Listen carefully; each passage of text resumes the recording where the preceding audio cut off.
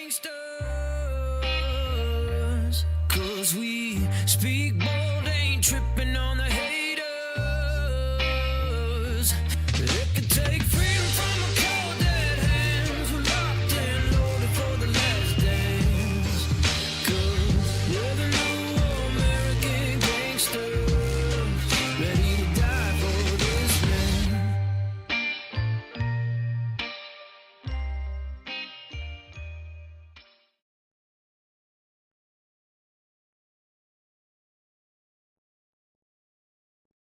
Hello, everybody. Welcome to our podcast today. We're going to be talking about States United once again and how they've infiltrated our election system, along with some new additions to their team. We're also going to talk about government officials and their use of public emails in order to evade public records and just kind of talk about some current events. Yeah, yeah. So- What's happening? I hear some wackadoodle decided he was going to go vandalize a Tesla dealership in where was it? Tucson, Mesa. Mesa. Mesa. Wow. Yeah. They busted him, didn't he? They busted him today, 35-year-old Ian Moses. I think he's been sentenced already, hasn't he? Didn't they sentence him to go back and redo high school because he spelled thief wrong or something like that? Yeah, Right? thief is now THEIF, and somehow Yeah. government efficiency is theft. Right. Had no idea. And so he's been sentenced to 4 years, just, a long 4-year prison sentence back in high school so he can, take spelling classes. But just kidding. He wasn't sentenced yet. He's still got to be prosecuted, tried, and all that wonderful stuff. But we'll see, we'll see what Joel Mitchell does with that one, right? Well, it seems like the FBI has now created a task force because this has been happening all across the country. Right. They're considering it a domestic violence situation, and so they created a special task force on this issue because it's happening in states all across America. They're considering it domestic terrorism Right. now. Well, it's interesting, going back to the Biden administration, especially under Stephen Richer. When Stephen Richer was Maricopa County Recorder, Stephen Richer was all about, helping to redefine terrorism in the United States. The Biden regime redefined terrorism to basically criminalize mothers or parents, fathers, whatever, going to school board meetings and complaining to their school board about what was taking place, right? So they redefined terrorism, and now what's actually happening is you have them engaging in actual acts of terrorism. You know what the definition of terrorism is? Typically, the standard in the definition of terrorism forever. It is the use or threatened use of violence to achieve a political end. That is the classical definition of terrorism that the United States has constantly worked off of. The Biden regime changed that, and now it's being changed back. And these people are actually trying to achieve political goals by engaging in this violence directed at Elon Musk and other Well, and conservatives. it's not just the dealership. I mean, they are literally attacking private citizens who own Teslas. Uh-huh. Steve and I were up in Dallas for an election symposium, and we got a ride, a lift from the airport in a Tesla. And the gentleman that was driving it was a black gentleman, African American gentleman driving the Tesla. And Steve said, "Did you ever get any grief?" And he said, "Oh, yeah." He said, "People are crazy." He said, "Just because I drive a Tesla, they're saying, oh, you're a sellout, you're an Uncle Tom, you're a Republican black." And, it's literally, it is a form of terrorism where people are now afraid to drive a Tesla Right. because of any kind of political repercussion or affiliation. Yeah. Yeah. And it's absolutely insane that, the left that mandates we use all of this new technology, all of this green energy, right, is now attacking one of the principal people who introduced some of the most efficient forms of green energy into the United States. He has put his charging pumps all over the United States, right? You can buy a charging station and power packs for your home through Tesla.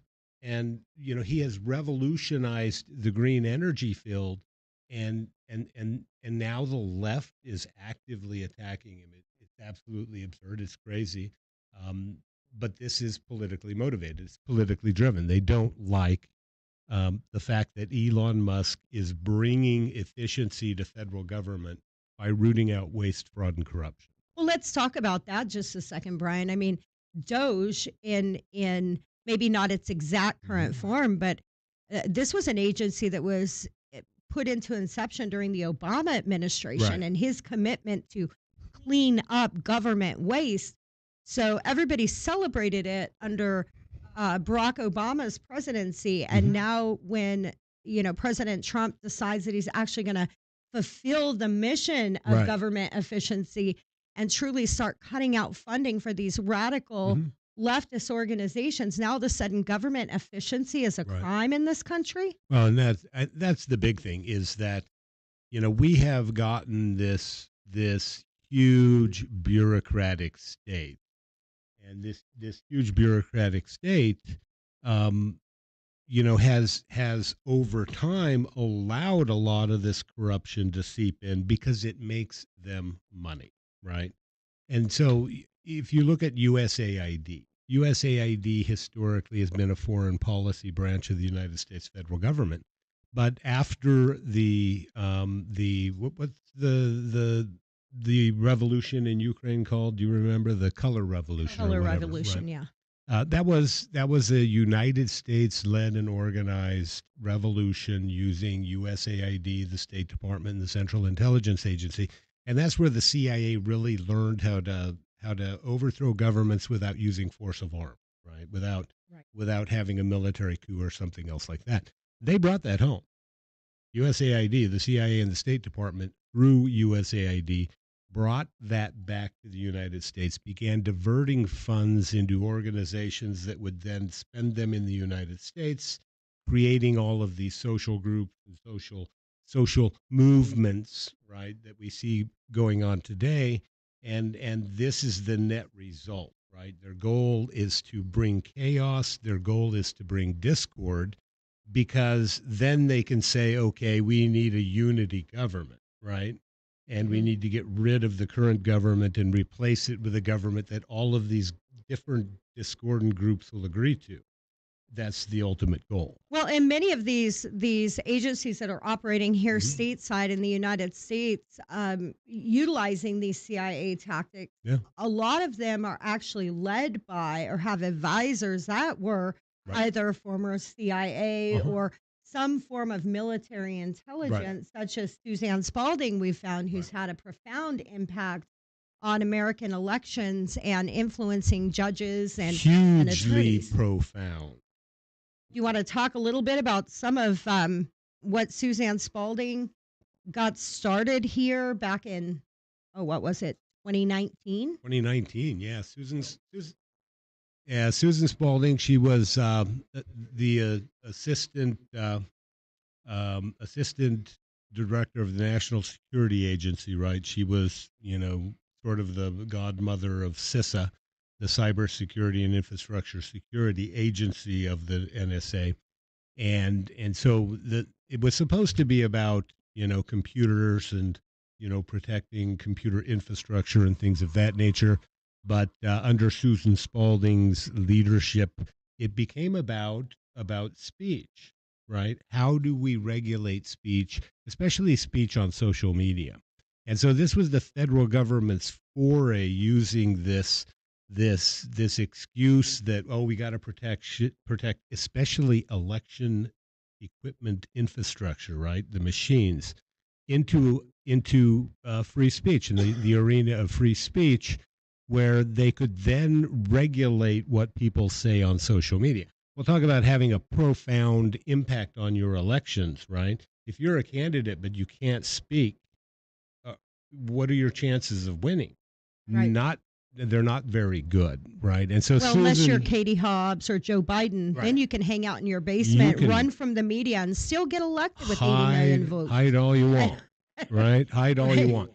Because part then of what's been happening with a lot of these are former members of the national security state working in league with active members of the national security state that are then demonizing. And this is what I started talking about with respect to Richer.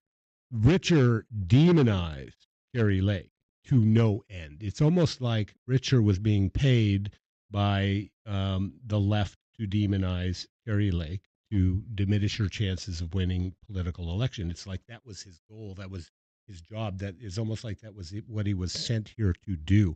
But he's also demonized people like you, people Mhm. like Steve. Hey, by the way, we got to say hi to Steve. Steve, Director Steve. Steve, say hi.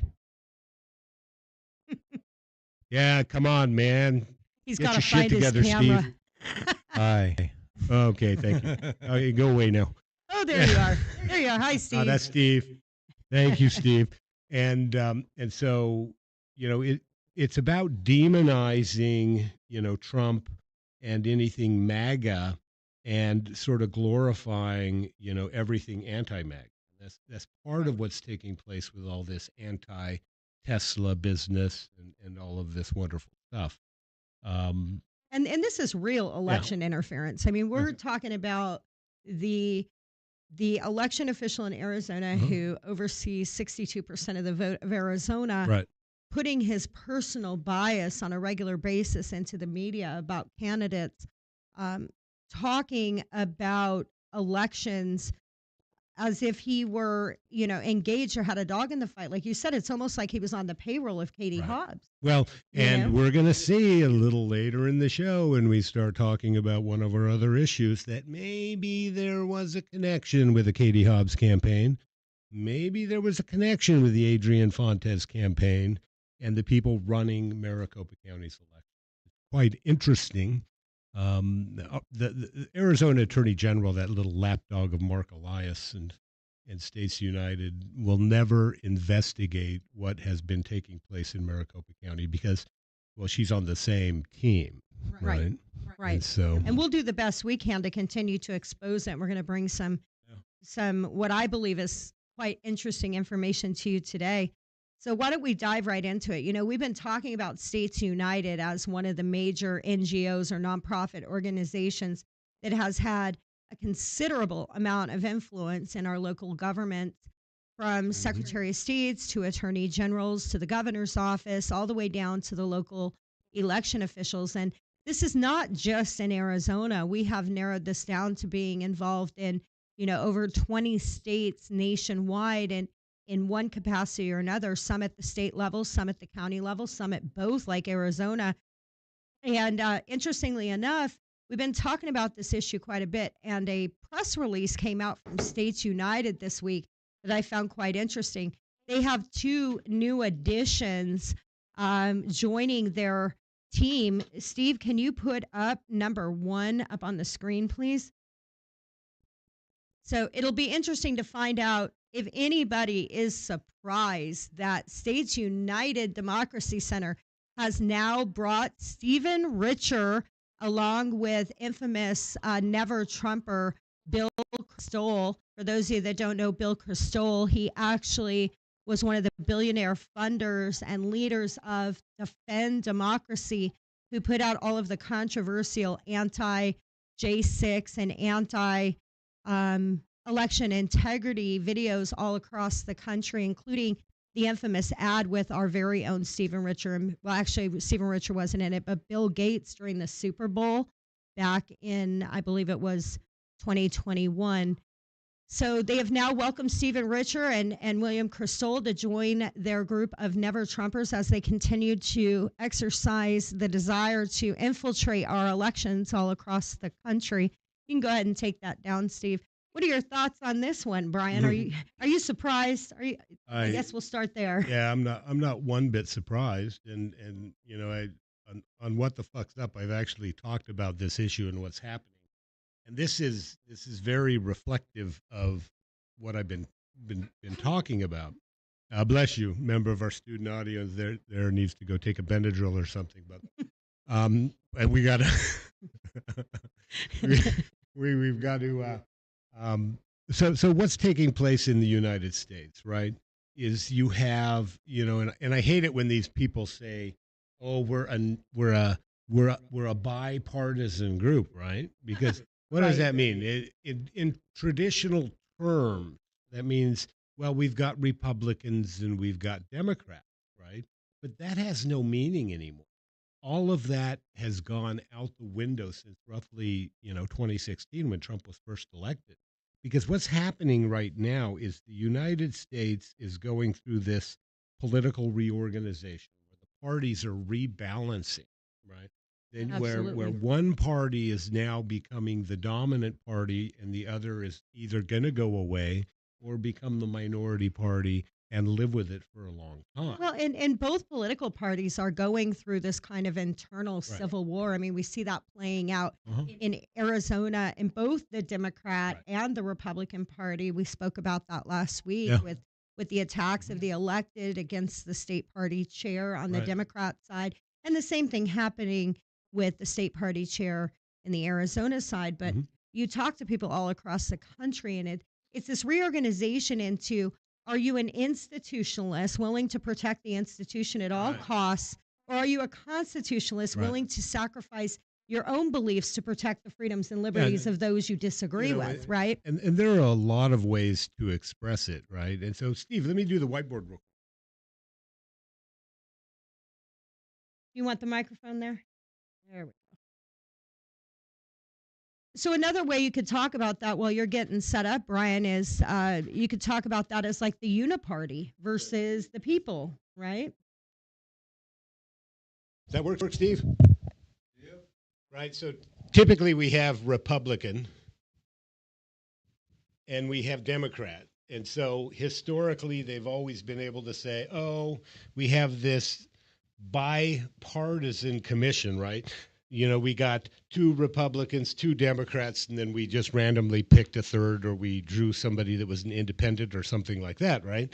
But we don't have this anymore. This doesn't exist anymore.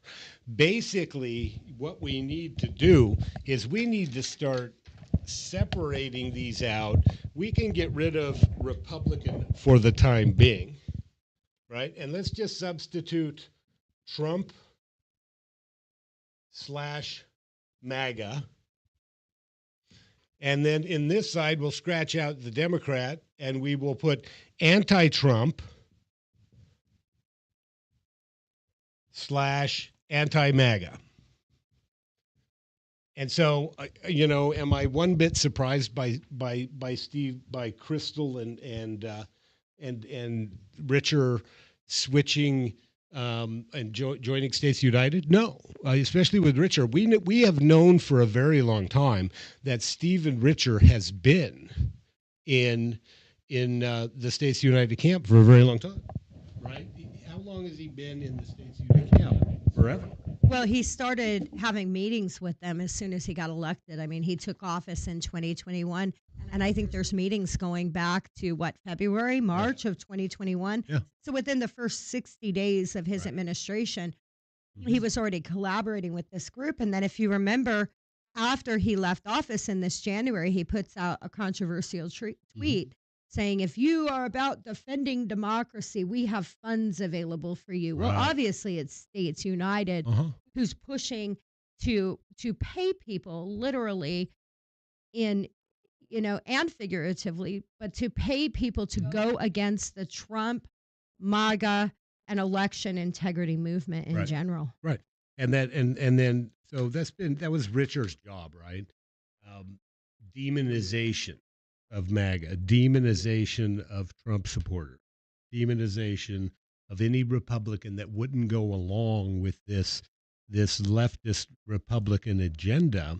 And you hit it on the head, institutionalist, right? There are a lot of different ways to explain it, but what we're looking at taking place in the United States is this realignment of our political parties, and we're looking at sort of this readjustment of federalism, because during the 20th century, federalism did what? Basically disappeared. Everything became federal power, Right. right? Right. Especially under God, what the hell's the guy's Roosevelt, Roosevelt. right? And so, you go all the way back to the late 1800s and you have this big agrarian movement that's very they call it the progressive movement, right? Mhm. And then the early 1900s, we get the income tax and all of that wonderful And then we have stuff. Lyndon B. Johnson come on the scene, who created the nanny state, Right, right? right, We're going to take care of your kids through the right, Department of Education. We're going to oversee your nonprofits, right, your churches, right. and the big Uh-huh. mass increase in public benefit and Right. welfare system, Right. which kind of created this mob rule mentality over, we need to defend our free stuff, Right. And right? so, I mean, but if you look at it, I mean, it's interesting if you take it back in a historical context and you go back to what was taking place in the late 1800s, early 1900s throughout the world, right?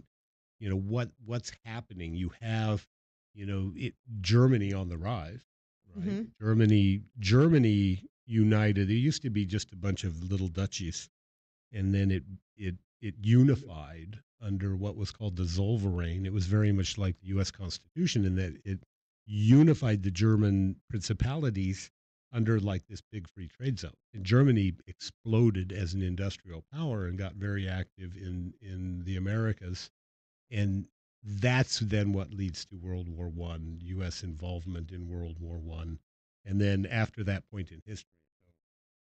Right. The federal government essentially seizes power from states, and states really become nothing more than operational bureaucracies of the federal government, right? And so what's taking place now is sort of a readjustment of those federal principles, with states becoming more powerful within the scheme and taking a lot of that power back. What was that? Oh, nothing. All right, Director Steve's back there tweaking out. I'm not sure what's going on. Well, speaking of, for those that don't know who Bill Kristol is, it's quite interesting because we're talking about this alignment of power and this Mhm. perceived power. Bill Kristol does this video. It's very lengthy, but I think we have about a minute clip of it where he's talking about how he doesn't believe that Trump is as powerful as people Uh-huh. think he is, and that the Democrats and those that oppose him should rise up against, Right. this fascism. And I always find it interesting that they like to talk about fascism as if Mhm. they somehow are not fascist. When I look at comments and Mhm. emails I get, and I'm sure I should be arrested, right, for Right. my views Right. because of what I say. Oh, Right. she should be arrested, just like Tina Uh-huh. Peters, just like Carrie Lake. They should, you know, throw her Mhm. in the prison system, put her in a jail cell, and it's Right. like that's the true definition of fascism. Right. When you're wanting to imprison people for speaking their belief systems or for speaking out against the government, and it's really scary. Well, The ideology. fascism, most people are confused as to what fascism really is. Fascism is more of an economic ideology, right? Like communism is an economic ideology. So for every system of government, you have a political component and an economic component. And so fascism is a system of government that's typically associated with dictatorship because it Mhm. requires a strong executive power to manipulate people and companies and corporate interests. But I mean, let's look at what the United States has become during the 20th century, right? Fascism is a system of economic arrangement whereby the state allows for the private ownership of the means of production and distribution, but they have to meet federal goals, right? And so, what industry isn't isn't tasked with meeting some federal goals, right? Look at corn farmers. Let's talk about corn farmers, right? Corn farmers. The federal government in the 20th century, in order to regulate the price of corn, right, it would take corn out of, i.e., pay corn farmers not to Not to grow farm corn. corn, Right. right? Right. And then in the long term, the federal government would pay corn farmers to reforest their land. It would build lakes on their land so that there'd be fishing and hunting and all of this other stuff. This is the federal government's manipulation of prices to achieve common ends, but allowing these agricultural interests to own, the property, to own the means of production and distribution, and then they manipulate corn prices by requiring you to use corn in what? It's one of the big things we use corn for. Uh, Fuel. yeah, fuel. Blended Fuel. fuels, right? That's one way they manipulate corn prices. They Yeah. dump a lot of this corn into our fuel. And so, the United States during the 20th century became, a quasi-fascist economic system in which the federal government developed all these vast controls over just about every means of production. Look at railroads, look at shipping, look at Right. steel production, whatever industry you want to talk And about. they've been involved in a lot of our agriculture for many, many years. Oh, yeah. Right. So not Yeah. just corn. Yeah. Steve, can you go ahead and play video 2 of Bill Kristol talking about seizing the power of Trump? Well, yeah, and this video of Bill Kristol, Bill, he used to be a commentator, right? If leaders of the He was a Democratic Party commentator. in Washington, and also around the country, but also many other thought leaders and civic leaders and people from all walks of He life kinda don't looks stand like up to John Trump, McCain. people will decide, I guess you can't fight it, so we'll just, go back and go to our own business and sort of keep our heads down and not take him on. And I'm worried, disappointed in a way. Democrats, understandably, are demoralized after the election, but they've taken the lesson of, well, we have to sort of get along as much as we can. We can't really stand up aggressively. I'm very curious to see. We're speaking Tuesday mid morning. I'm curious to see what happens over the next day or two on the pardons. Do they really speak up about what an unbelievable outrage this is? These people, many of these Democratic lawmakers were in the Capitol on January 6th. They know the Capitol Police who were assaulted. They were there. Will they say, fine, maybe we can't overturn this. We could have a resolution disapproving of it, at least introduced. Let's see if Republican members of the House or the Senate vote against such a resolution or prevent it from coming to the floor. We can raise it at the Kash Patel hearings and so forth. Will Democrats make a fuss about this, or will they decide, well, nothing much to do, and let's figure out, what we're going to do on the tax bill in 3 months? If leaders of the Democratic Party, That kind of talks to what we were talking Yeah. about with who Bill Kristol really is, Right. right? I mean, he believes J6 was an insurrection. Mhm. His organization, Defend Democracy, has made statements comparing it to the Holocaust, Right. like many of the leftists. And what's interesting is he's a self-proclaimed conservative Republican, Mhm. yet notice he's talking about his disappointment in the Democrats Right. and calling on the Right. Democrats to advance his agenda. So it kind of speaks Right. to exactly what we were talking about. Uh-huh.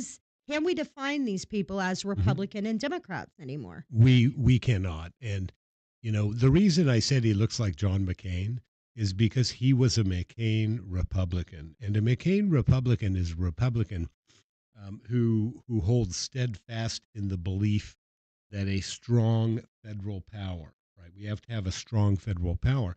And that's sort of where all of these Democrats with States United, because look at States United, a whole host of them come from the national security state.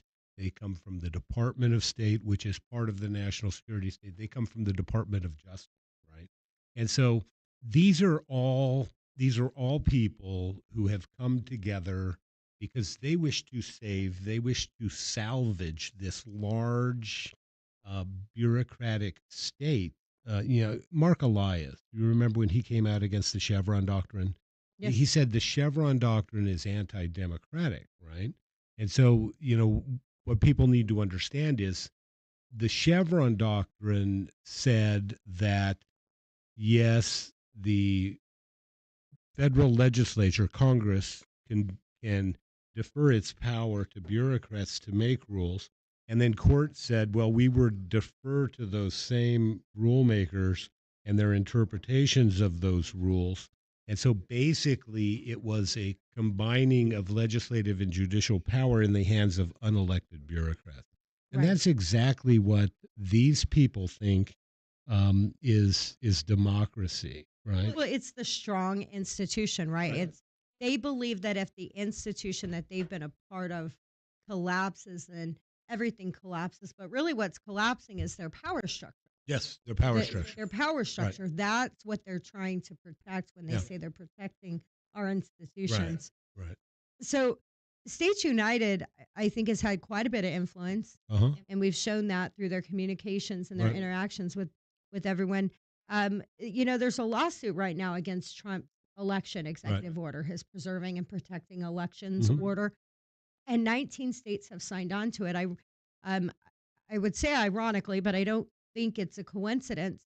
The 19 states represented in this lawsuit are Mhm. also 19 of the 21, Right. 22 states that are members of the States United group. Right. So, some would say that States United is heavily influencing these pushes and Mhm. these moves to block the Trump agenda, Yeah. to block the executive order. Well, what it looks like to me is that States United and a lot of these national security state types affiliated with States United, and people say that, States United, you have States United and, God, what's his name? The guy, the main guy in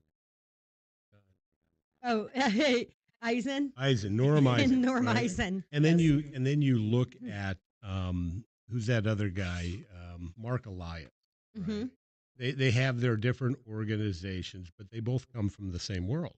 Right. And so they both have the same goals. They both try to achieve the same agenda, and they are both politically connected, right? And they're both politically connected to people like Hillary Clinton, the Department of State. They're both heavily connected to things like USAID, the Federal Bureau of Investigations, and the Department of Justice, through Perkins Coie, because there's that tie with Perkins Coie and a lot of these left wing organizations and these left wing groups.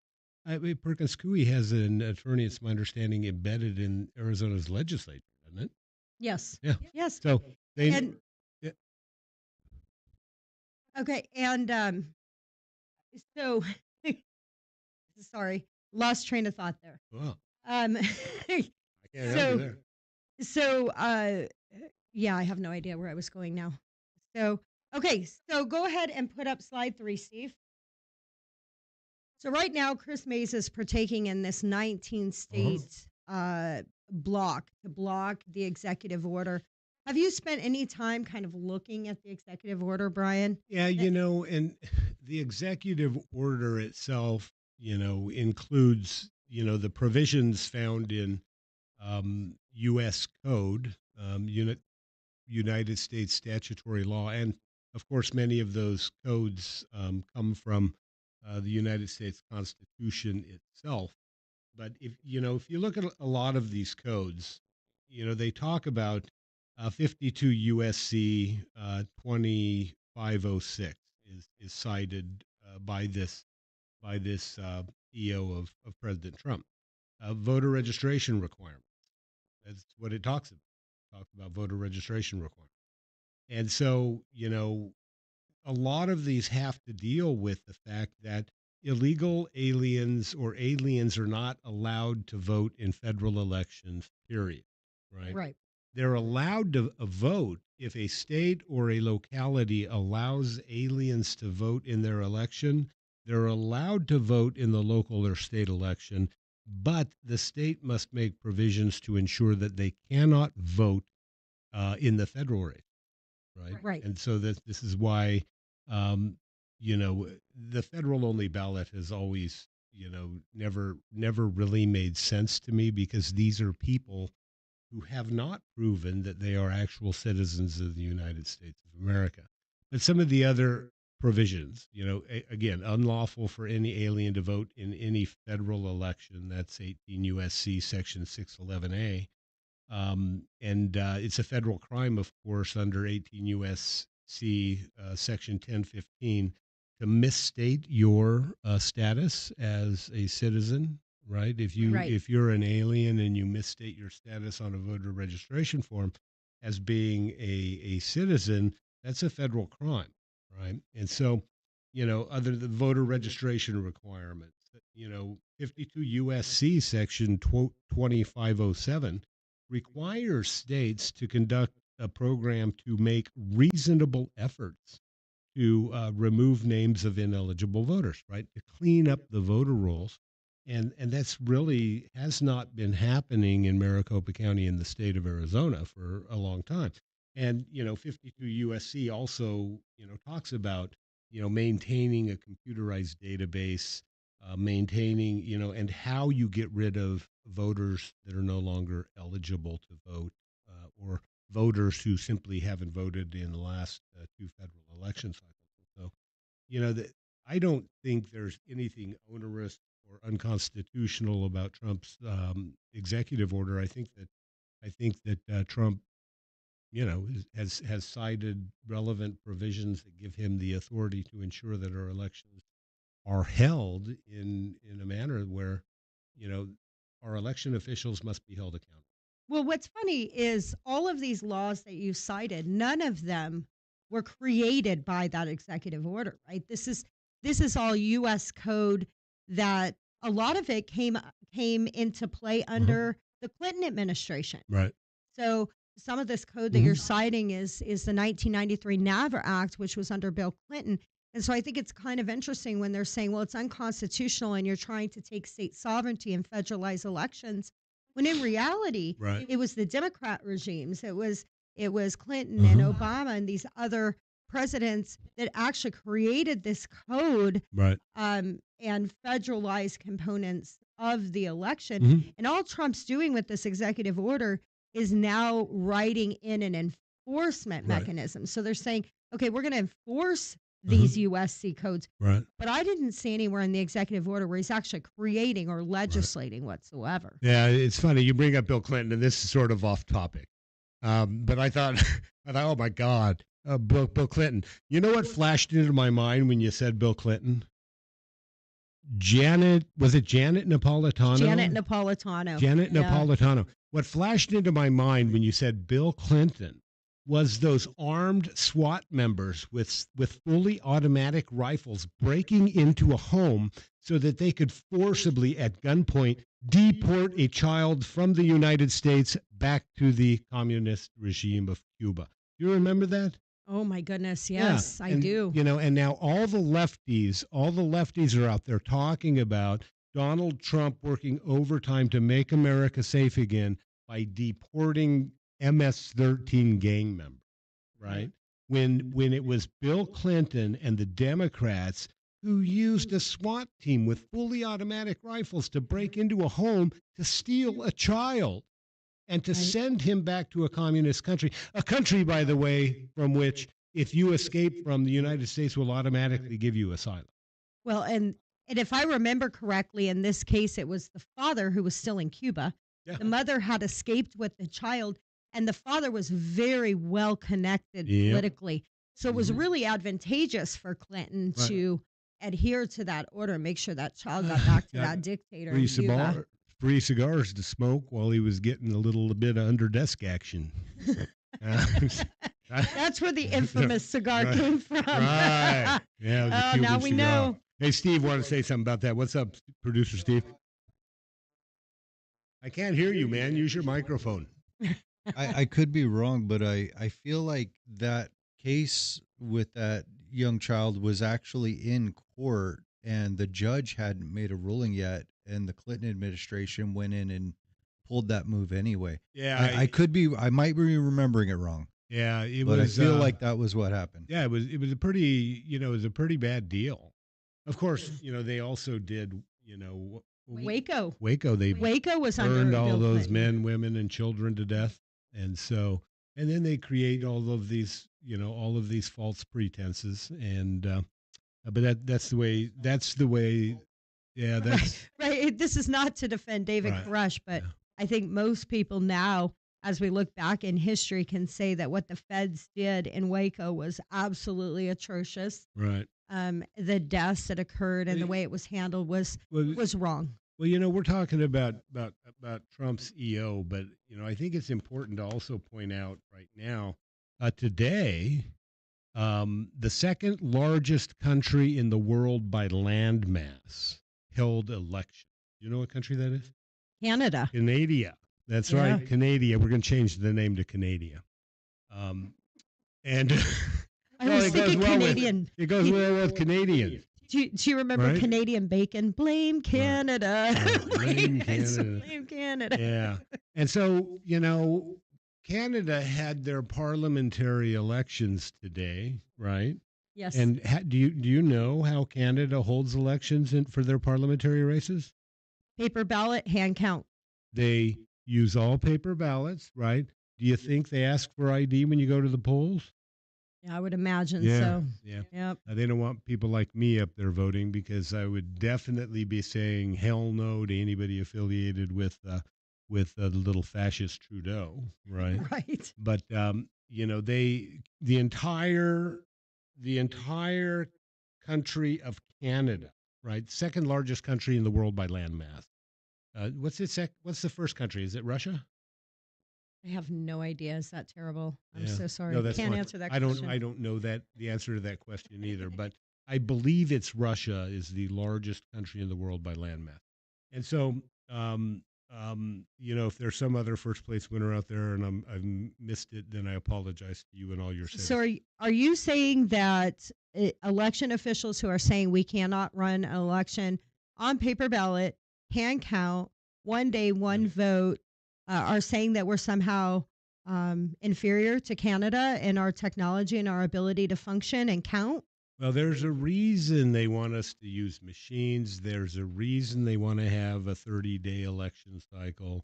These are all tools that they use to sort of control and manipulate elections, and that's what's taking place.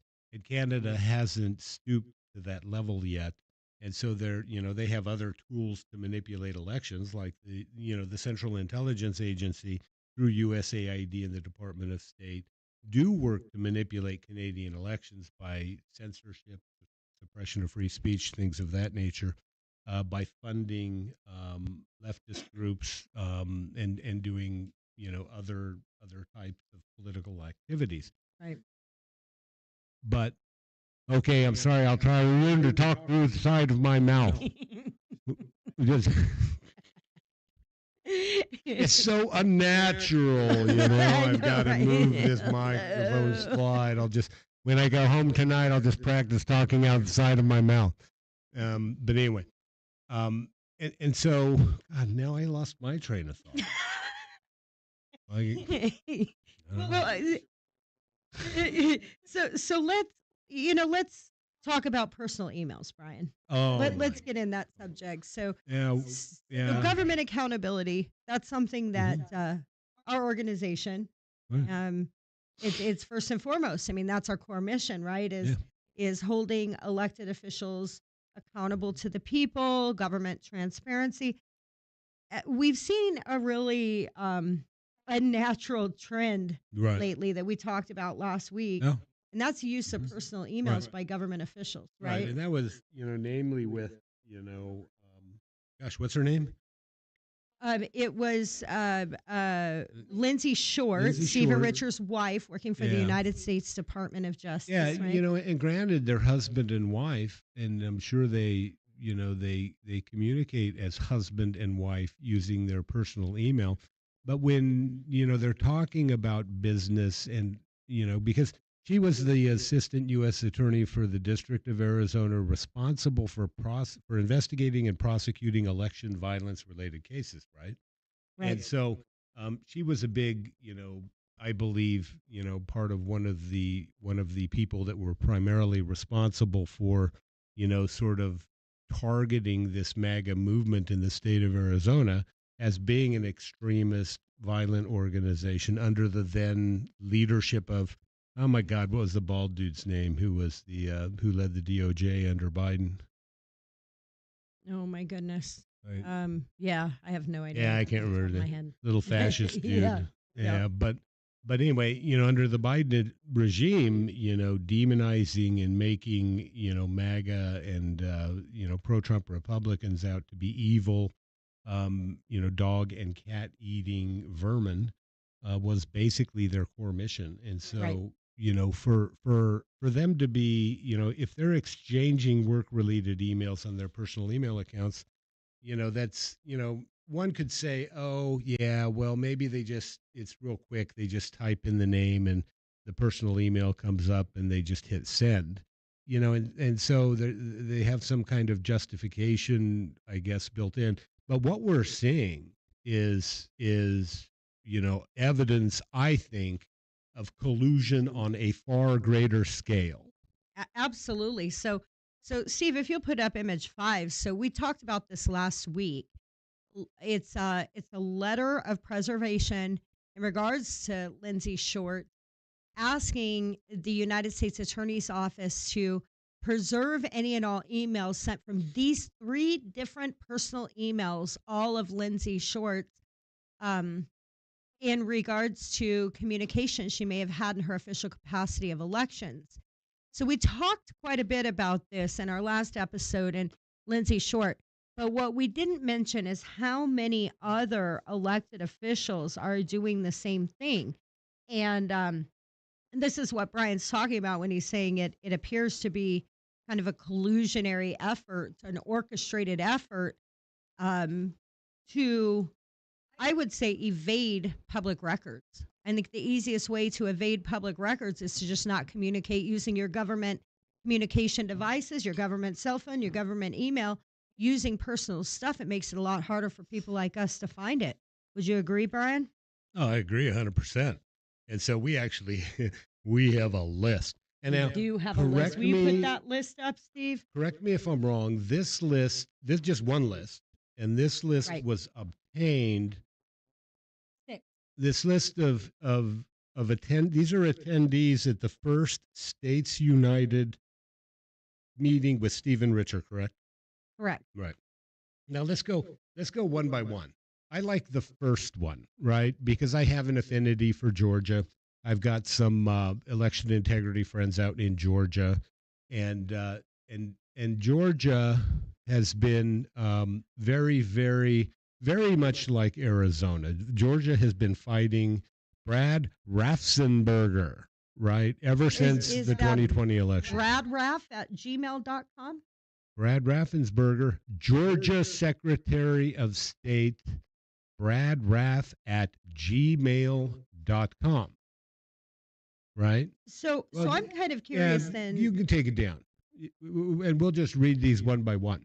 But this is the list. That's probably not an official email, would you say? I'm guessing, BradRaff yeah. at gmail.com. Maybe, That's I don't know. Maybe he took a job. Okay. He was the Secretary of State for Gmail. But we know that, Gmail or Google was at least in on 2020 to a certain extent with respect to censorship and other activities. Well, how about Vermont's Secretary of State? Jim Condos.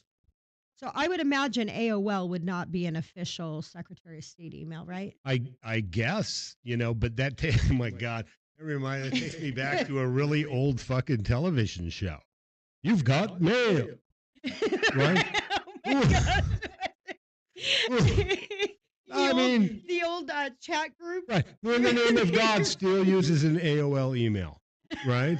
I didn't even know AOL was still in existence, Oh, it is. right? And so, well, you definitely is if you are the Secretary of State for Vermont.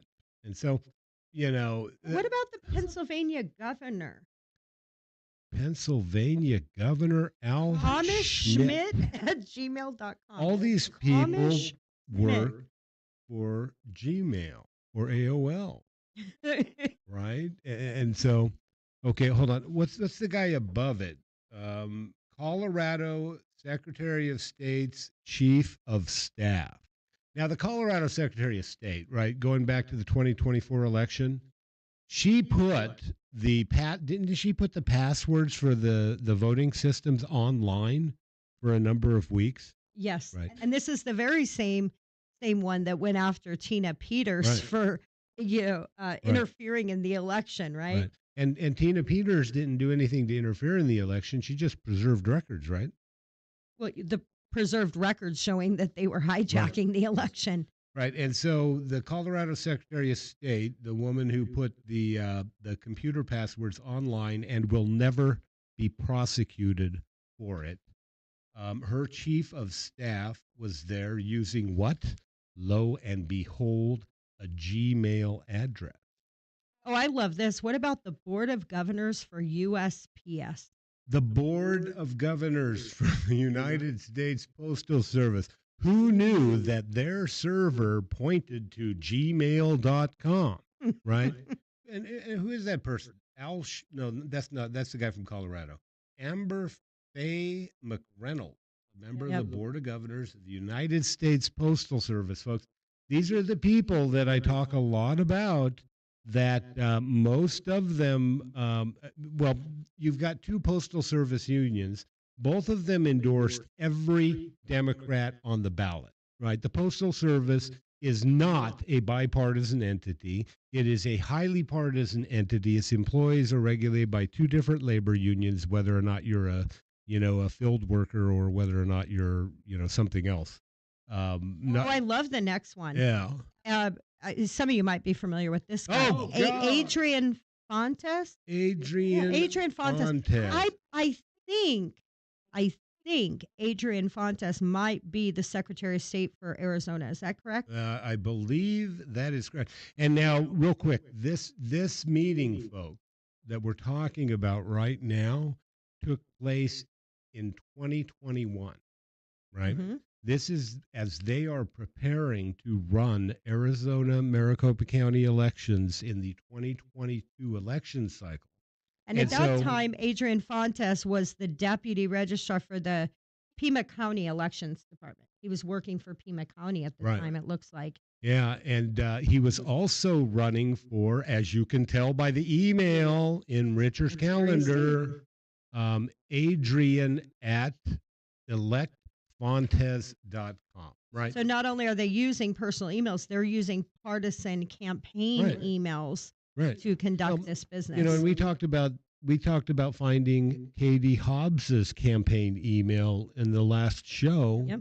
Do you think we might encounter a Kerry Lake campaign email address in here anywhere? Do you think we might find a Abe Hamaday campaign email in here anywhere?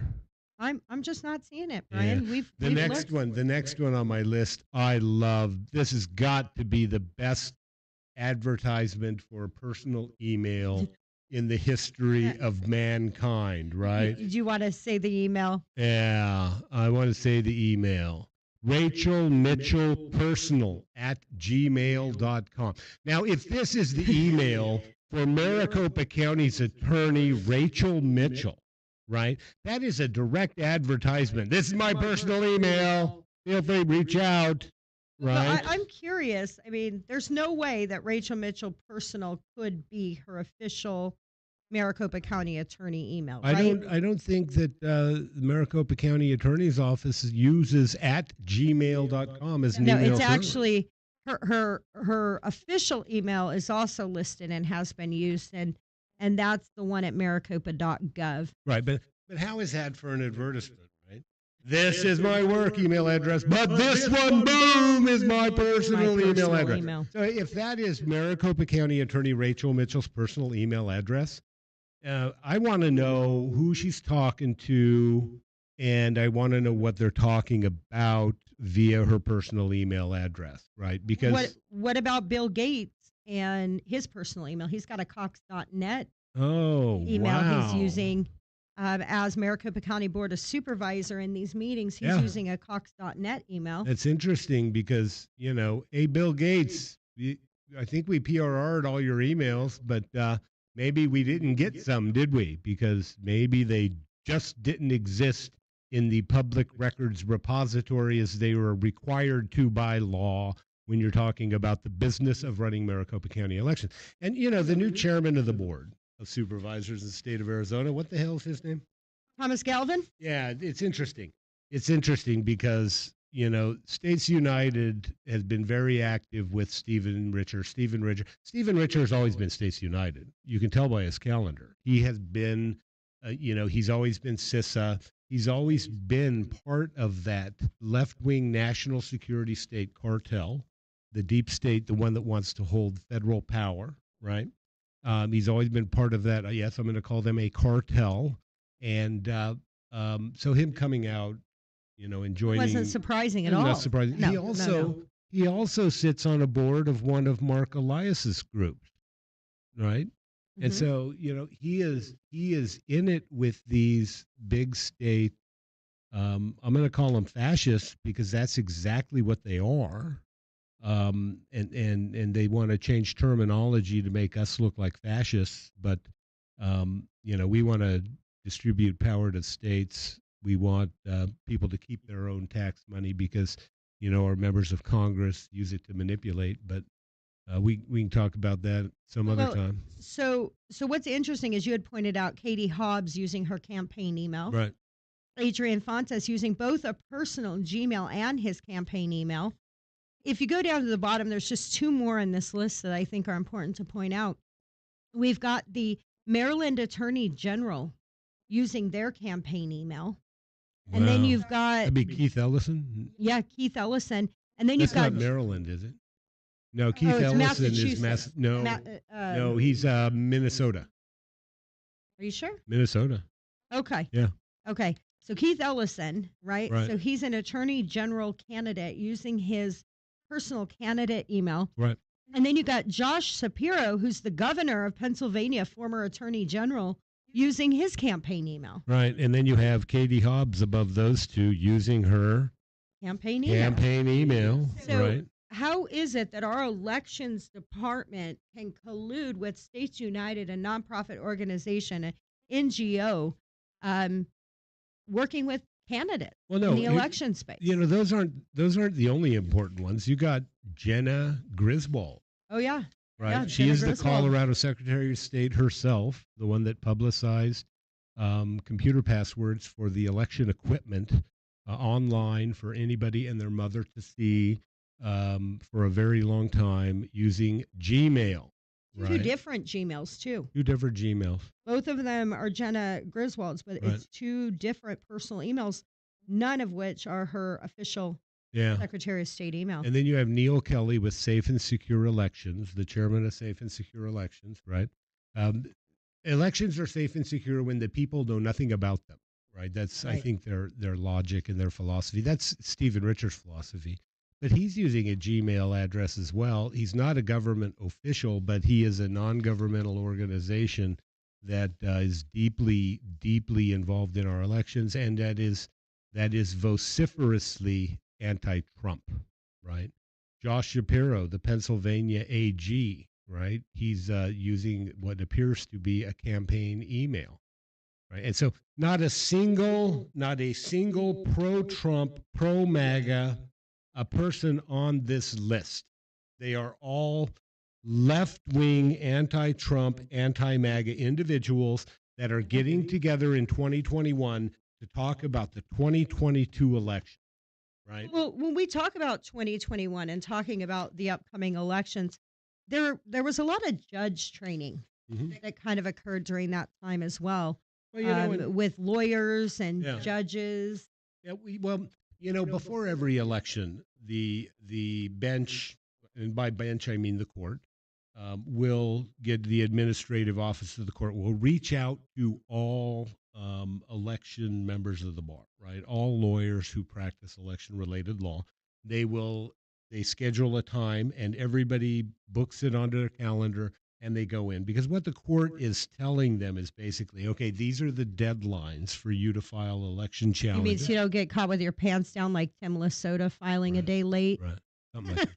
And so, you've got, so they talk about deadlines with the Arizona election bar, right? By Arizona election bar, I mean the Arizona attorneys that do election challenge work, that do elections related work. Right. And then they talk about, where you file, how you file, what Dropbox to use if you're going to file by Dropbox, and Right. things of that nature. So basically, the court administration gets all election bar attorneys together, and they discuss the technicalities, the logistics of, if you will, of election challenges. Right. Because as you know, election challenges have to be heard very quickly. Well, and they have different protocols, Right. right? Like one thing that I've noticed in being involved in some of Is these that my alarm? these Is it cases. time to wake up? Well, to the get one on there. thing I've noticed is Like sometimes you go in and you put it in a drop box Uh-huh. and they'll call you within 24 hours to Right. come pick up your paperwork. Right. Sometimes they want you to wait there Yes. until they stamp it and assign a judge, right? So it's the different processes they put in place to expedite it. Right. But we see from Richard's calendar that there's also additional training taking place by the elections department for judges about election related issues. Steve, can you put up slide 7? Yeah. Here's an example of one of those, Brian, that maybe we can talk to. We don't really know what the training is. We have put in additional public records requests to find out, but this particular training is held on February 14th of 2024. It's not really consistent with the type of training you're Uh-huh. talking about. Right. That usually occurs, in the fall Uh-huh. before the election. Right. And this training is actually being conducted by Kristen Dister, Deputy Director of Elections. She had a co-role back then, working for both Stephen Richer and Secretary of State, the Secretary of State's office. Christine Dister used to be the chairman of the Socialist Democrat Party of Arizona. So she worked for both Adrian Fontes and Stephen Richard. at the That's same time. correct. Right. Yep. Okay. And so, this training, I mean, it might be nothing, but we've done a PRR, and it says right here, we will record the session for those that cannot attend. I could not attend, so I wish to see what, the recording has to say. But training of judges, it could be many things. It could be talking about dates, right? It could be talking, it could be setting a strategic calendar, for when to file by, but all of that is set by statute. So you would think it'd be pretty perfunctory. And so we're looking at what type of training, but we've seen a lot of other types of training going back to 2021 for the judicial branch of government. And so, could some of it be nefarious? I mean, as attorneys, we have obligations, and one of our obligations, is we attorneys call it poisoning the well, right? And so if I'm an attorney and I engage, in a lot of media about my case, and that media, I mean, you can look at it, Rule 3.6 right here, the Arizona Rules of Ethical, the Arizona Ethical Rule 3.6, right, for attorneys. If I engage in communications, public communications, and there is a substantial likelihood of materially prejudicing an adjudicative proceeding in the matter, right? For example, I have a trial coming up, and it's even more onerous, in criminal trials when the state does, when the state brings a lot of publicity to a trial, but it's called poisoning the well. So when we as attorneys have cases, we're not allowed to poison the well. And poisoning the well, what that means is we're influencing the jury pool, right? Right. We are, in advance of the jury that's going to be selected actually hearing the evidence, we're putting in information into the public realm that any potential juror could hear, and it could influence their perspective of the case and could influence their overall decision if they're impaneled as a member of the juror on the case, right? And so we're not allowed to do that type of thing. And so this is, you could use training of the judges to poison the well. In fact, you remember what happened in Arizona in 2019, don't you? Well, yeah, and that I was going to ask you about that. So this is back to Suzanne Spalding. Yes. And when they created the disinformation task force, they said it was to protect the judiciary. Right. But it began a series of trainings of the judges in the state of Right. Arizona that eventually morphed into them talking about election deniers, right? And disinformation in Yep. the elections, including, I think you were even subject to some of that during your continued education for the bar. Is that correct? Or somebody had mentioned that there was some prejudicial information that was being trained to attorneys and judges. Yeah, and so there, it's interesting. Susan Spalding, right? We have her on video, talking to judges. We know she started in the Supreme Court, where, that one guy, he's a big States United guy, Cherkoff. Yes. Right? Cherkoff is part of States United. His wife, another big lefty anti-Trumper, is part of another organization that's anti-Trump that does similar work as States United. And so he was with the Supreme Court at the time. And so Susan Spalding makes her first run at the ABA. Right. They have their play with the ABA. And then they went into the federal judiciary with the assistance, I believe, of Chief Justice Roberts and their blessing to go educate federal judges. Well, and I think this is a good time to add that William Kristol, the very same guy we talked about, who joined Stephen Richer at States United, Uh-huh. he also is on the advisory board for the American Bar Association, so the Federal Bar Association. Right. So you've got this kind of incestuous Right. connection and relationship between influencing the elections Mhm. and the election officials and the judiciary and the attorneys and Right. the judges surrounding any Mhm. kind of litigation. And then all the national security state lawyers, Mhm. right, who work for these big international law firms that influence the bar and that work with people like Susan Spalding and Bill Kristol, right? And so you have then Susan Spalding. They give this pitch at a judicial conference for all state judiciaries. Right, that was in Flagstaff. And I think the chief administrator for the Arizona Supreme Court or the Arizona judicial system was there. He brought back, Susan Spalding's proposal of creating a disinformation task force, right, to protect the institution of the court. Well, to protect it from what? I don't think it was to protect the institution of the courts. I think it was an effort by them to poison the well, right? Because we've got Susan Spalding on video talking about, to City of Mesa judges about, Russian disinformation. At the same time, you got people like Cherkoff and States United and all of these other organizations coming out and saying, oh, this is Russian disinformation, right? So all of these people are tied together. One's teaching our bench about Russian disinformation and saying we got to protect our courts. And, this one, it's funny, I'll never forget it. I mean, I still have the video. Maybe we should play it sometime. But the City of Mesa judges, like, you know what? The Russians are just sitting around in these large apartments in their underwear on Twitter or something. And he was just like he couldn't believe it. He's sort of taken aback by what she's saying because what she's saying is so fantastical.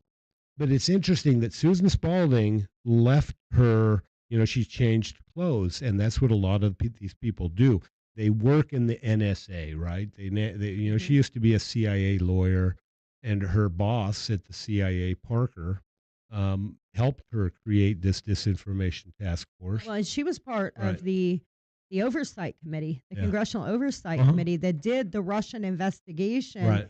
into the Russia 2016 collusion. Well, And they knew all of this information had been debunked. right. I mean, we weren't dealing with this back during the time when people actually believed this had occurred. We're talking 2019, Yeah. 2020, Well, well past the expiration date of Yeah. Russia in their underwear did it. You know when the Russia collusion scenario really began?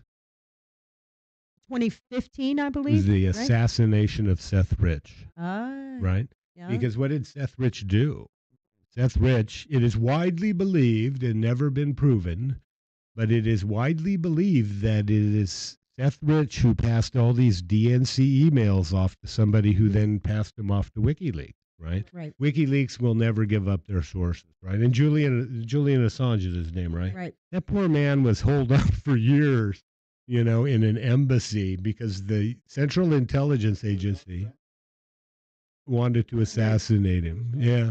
So, what was Yeah. interesting is William Benny, former director of the NSA, Steve and I actually met with him. He was one of the original trailblazer whistleblowers that Uh-huh. worked with Snowden. Yeah.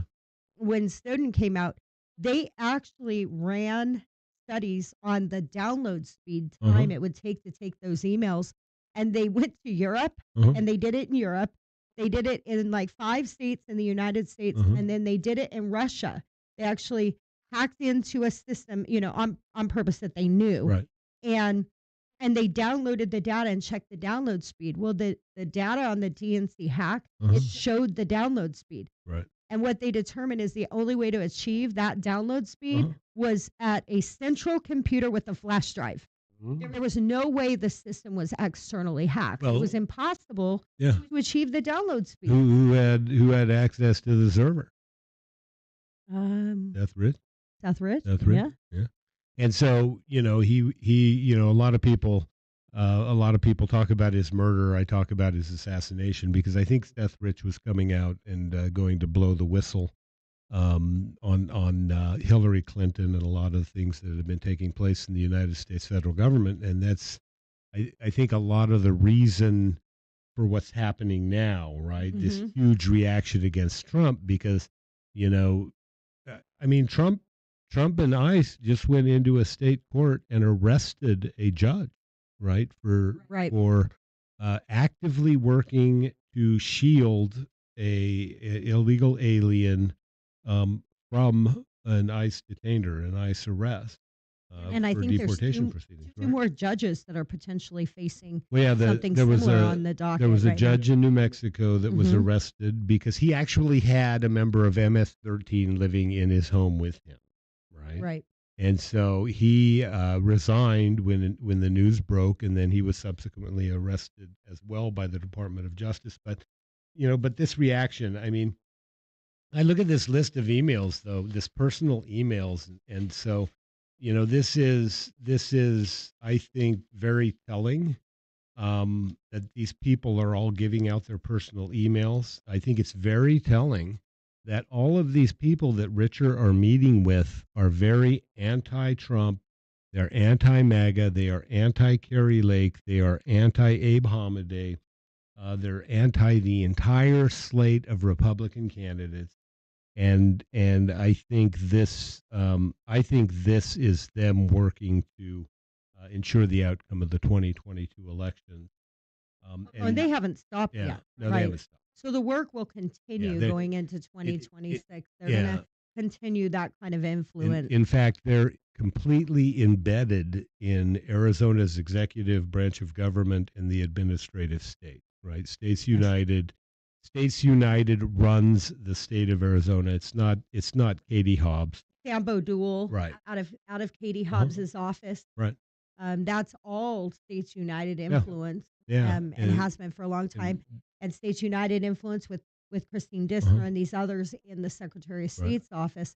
So even with the change of leadership at the Mhm. county level, there's so many lower level employees and administrative employees embedded in there. Right. I don't even think that could break down this web Yeah. the way it needs to. I saw a post done by Tom Ryan today and reposted by of course Stephen Richer.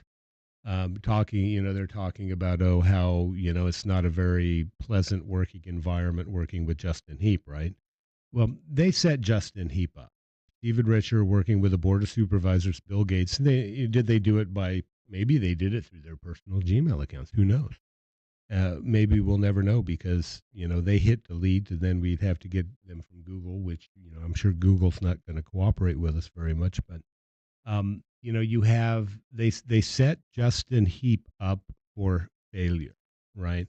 They've got staff under him that he's compelled to use that don't like him, that like Stephen Richer, and that like the lefters that had governed previous to Stephen Richer coming to power. And so Justin Heap's got his work cut out for him because they left him with a design for failure. And so I feel for Justin Heap. I think he's a good guy. And I think given a chance to run the elections on the same par with what Stephen Richer was doing, I think he would do a phenomenally better job.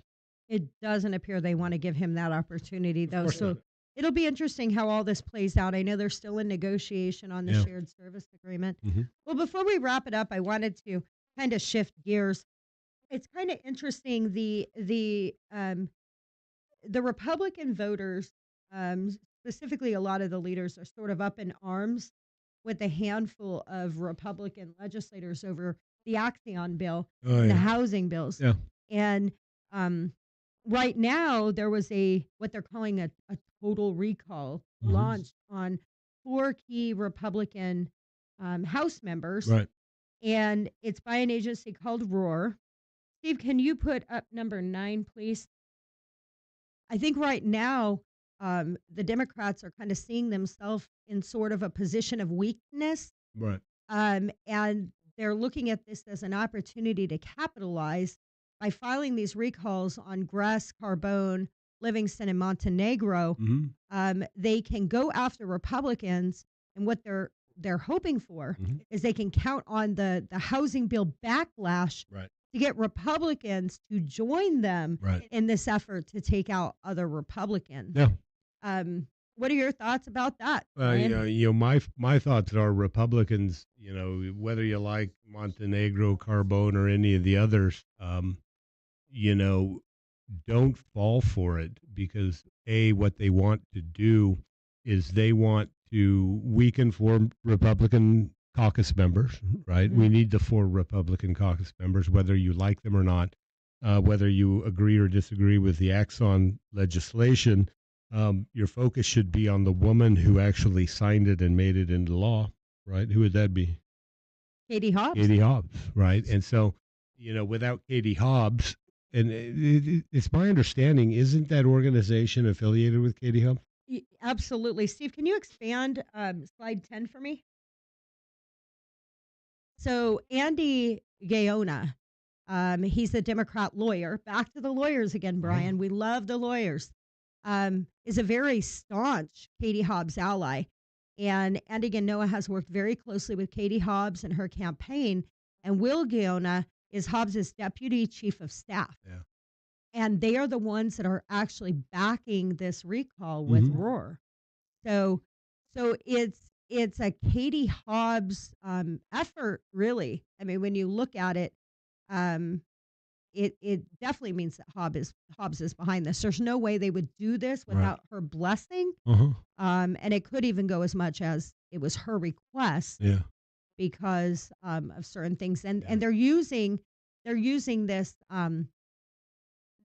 for their reason. Their rationale for filing these recalls has to do with the funding and the budget for the disabled children. Uh-huh. There was that big fight. The interesting thing is that these four Republicans that they filed the recall on are not four Republicans that voted against giving her the funding. Right. They actually voted for the funding. They are specifically targeting the Republicans Mhm. that they know they can hopefully get Right. Republican support. Well, it's an effort to get the Republicans, to spend a hell of a lot of money Mhm. in an off year as we prepare to go into 2026, when Republicans will need all the money they can muster to defeat Katie Hobbs, right? So Right. this is A a distraction, maybe? this is a political ploy, a complete distraction, and what they're hoping are um, registered Republicans will sign these recall petitions, and I would urge registered Republicans, whatever your grievances on the Axon legislation, you know, bear in mind that Katie Hobbs signed it, and then folks affiliated with Katie Hobbs are doing this recall petition. And so you got to look at Katie Hobbs and her relationship with Axon. Didn't she have a relationship, you know, during her campaign where somebody gave her a lot of money and she gave them lucrative contracts? Oh, yeah. Yeah. So who knows? Yeah. Maybe there's some relationship there with Axon, but she signed this legislation, and it's her you should be concerned about if you're a Republican. So don't join the Democrats in this fight against your own caucus, because you need every seat in your Arizona legislature. And the more Yeah. signatures they amass, the more leverage they're going to be able to use on these legislators for their budget initiatives and the Mhm. other things they're trying to do. And the last thing we want to do is give Katie Hobbs and that administration Right. leverage over these legislators. So just remember, we have bipartisan issues, and nobody is saying that these four legislators should or should not get their seat. Republicans can always primary them. Right. We've got a primary coming up. If you don't like the job that they're doing, but the idea that somehow joining with the Katie Hobbs administration and taking out these legislators will somehow be beneficial in the long run, I think you should really consider that wisely. And So, especially being as she's the one that actually made it law, right? She could have vetoed that bill. absolutely, she could have. You got any wrap up thoughts, Brian? Well, I don't know. I don't know. I guess we'll see. We got a lot of public records requests still out there, and so we just need to start getting more records, and hopefully we'll start seeing more coming soon. I know we got some from what was it? What county? Coconino County? Coconino. Was it Coco? Yeah, we did get some back Yeah. from Coconino. We'll be looking at those. Mhm. I can talk about this a little bit, I believe. You can stop me if I can't, but we're also still fighting to get the 2022 ballot affidavit envelopes. Yeah. And so we have that trial coming up in October. And so we're working on disclosures and evidence Right. and stuff to get access to those. Mhm. And there's some other additional lawsuits that we're looking to file for public records. So as we continue to get this information and dissect it, we will report back to you as always and keep you in the loop on what we can find out about what your government is doing, what our government is doing, so that we can hold them accountable. And just as importantly, if not more, what your government should not be doing. So, Absolutely. with that, I say peace. Peace. All right. Good night.